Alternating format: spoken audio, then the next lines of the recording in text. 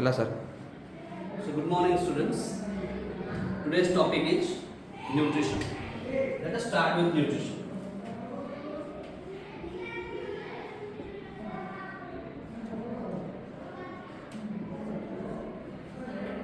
See, any living organism starts its life as a single cell. And with that single cell, it grows and grows and grows, and then it becomes a single organism.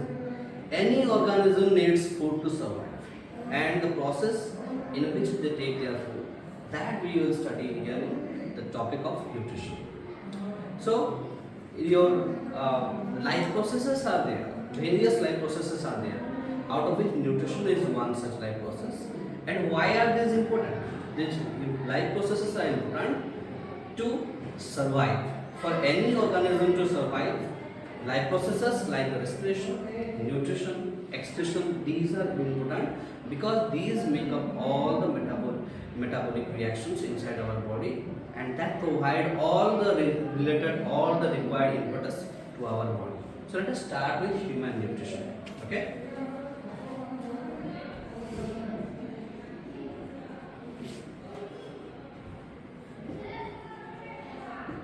The mode of intake of food and its utilization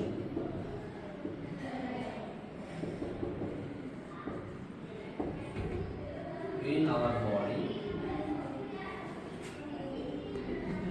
is called nutrition. So how we take the food and how do we utilize the food in our body, that makes up nutrition. See, as we start from the plants, they have autotrophic mode of nutrition, and that means they can prepare their own food. But on the other hand, we, the humans, as well as other animals, we have a heterotrophic mode of nutrition. That means we are dependent upon others to get our food. So, how does human nutrition take place? Let us understand.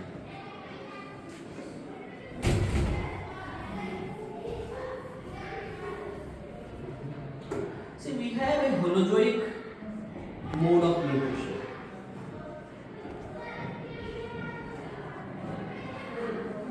What does this mean? This means we take our food into our body, and then with the help of certain chemicals called as enzymes, we digest it.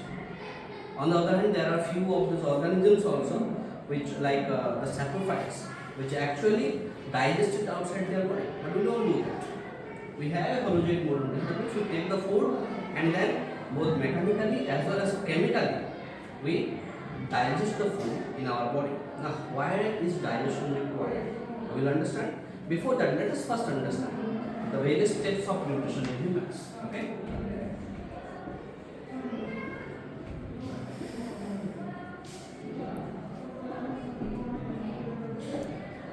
First step is ingestion of food. That means we're taking the food into our body. Okay.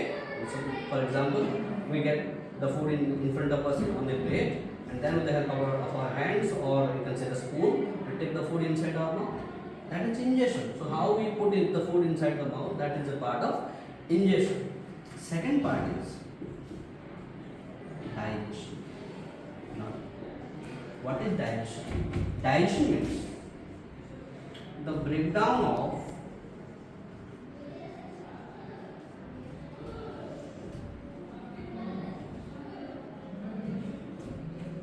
complex food particles or components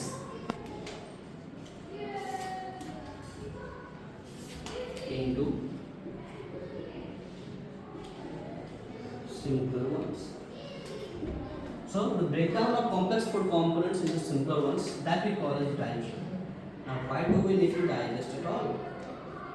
See, as you have already studied in your previous classes also, we have got various kind of food components which we call as the nutrients, and these nutrients are of different types, the macronutrients and the micronutrients. Now the macronutrients are those nutrients which have to be converted into smaller particles so that this can be absorbed into our bloodstream. They cannot be taken as such because these are complex food particles and this cannot be taken as such and absorbed into the bloodstream. So therefore, these have to be digested, these have to be converted into smaller pieces. Okay? So only then this can be or smaller or simpler ones also. Okay? Then only then this can be taken in the bloodstream. Now, which are the macronutrients and which are the micronutrients? See, the macronutrients and the micronutrients, we have got carbohydrates, fats, and proteins. On the other hand, the micronutrients are those nutrients which we need not digest and they can be taken as such. So, what are these? We have got vitamins, minerals,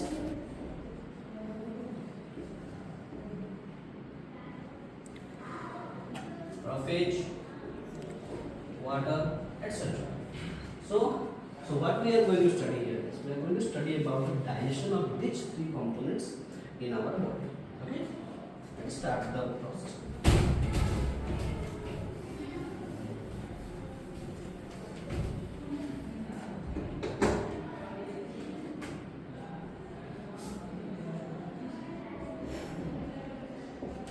Digestion starts in the mouth in human beings, and mouth has got two kinds of digestion that takes place inside the mouth. One is the mechanical digestion, and then the chemical. With the help of the teeth and the tongue, we convert the larger pieces of this food into smaller ones. So the teeth, the teeth and the tongue, they collaborate in grinding the food particles and converting them into smaller ones. Only then this can be taken inside the esophagus. Okay, and this grinding and mastication, that is also helped by our saliva. Okay, so the mechanical digestion starts here in mouth, and this is the only mechanical digestion that takes place throughout the alimentary canal. Okay, now the chemical digestion. See, we have got the salivary glands which secrete salivary amylase. Okay, so the salivary amylase, this is responsible. Okay, this is responsible for the partial digestion of carbohydrates in the mouth. So there is no digestion of proteins taking place, rather only the carbohydrates are partially digestible. Okay, in the mouth. Now from the mouth, the food is then passed into the esophagus. Okay, esophagus has nothing to do with the digestion process. It only helps in facilitating the food from the mouth into the stomach. Okay, so the next step here comes here is from the mouth, then the food goes into the stomach, and in the stomach we have got the gastric gland,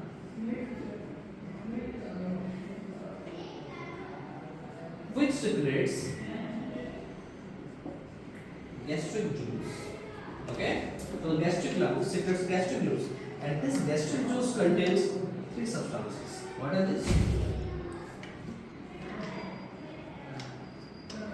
Hydrochloric acid, enzyme pepsin, and mucus. Okay, so what are the functions of these three? See, the hydrochloric acid has dual function. One is it kills all the bacteria. Second is it helps with the proper digestion of all kind of we can say those undigestible materials like fish, meat, all these things. Okay, and see, this HCl also provides an acidic medium for enzyme pepsin to act. See, enzyme pepsin is in the form of pepsinogen. Pepsinogen, it is inactive form. This is an inactive form. And to become active, enzyme hydrochloric acid is responsible, and then only it is converted to pepsin. And this pepsin helps in the partial digestion of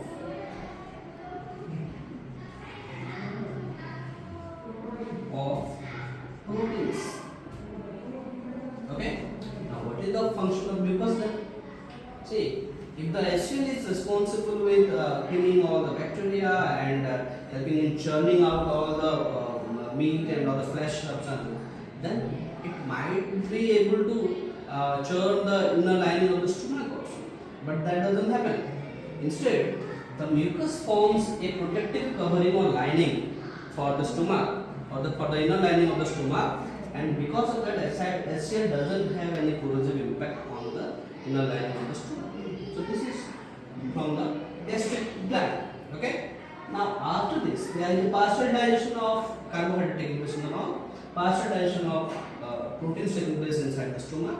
Okay, and then we move on to the small intestine. The food now moves on to the small intestine.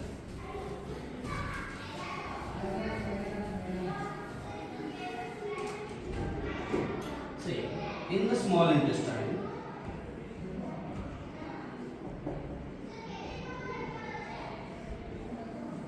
there are two glands which give out their secretion.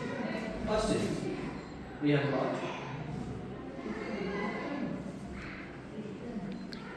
pancreas, and the other one is liver. See, liver gives out bile juice, and this bile juice helps in the emulsification of fats.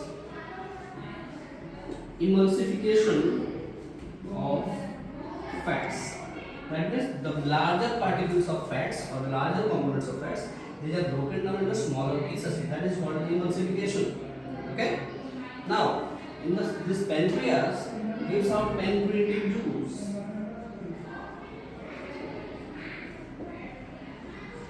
And this pancreatic juice has got three enzymes.